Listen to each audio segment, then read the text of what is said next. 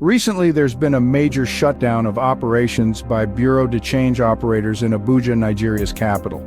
The reason? An apparent unavailability of dollars. The currency traders have pointed the finger of blame at the existence of crypto peer-to-peer markets. But is crypto really the villain here?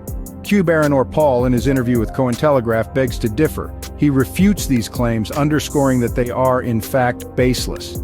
According to Paul, cryptocurrency plays a minor role in Nigeria's forex activities. So if it's not crypto, then what's causing the dollar drought? Paul highlights that there are far more significant factors at play here. Price fluctuations and the country's heavy reliance on imports, for instance, contribute more significantly to forex shortages.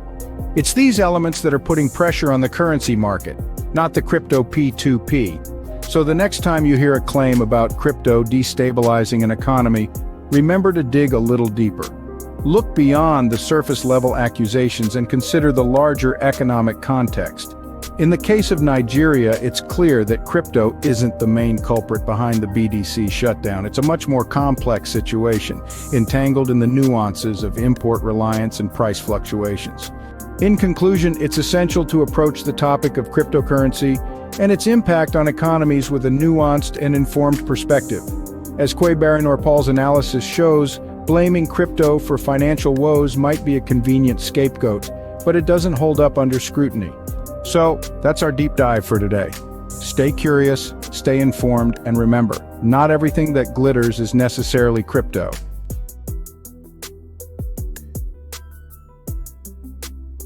Recently, there's been a major shutdown of operations by bureau de change operators in Abuja, Nigeria's capital. The reason? An apparent unavailability of dollars. The currency traders have pointed the finger of blame at the existence of crypto peer-to-peer markets. But is crypto really the villain here? Cboe Paul, in his interview with Cointelegraph, begs to differ. He refutes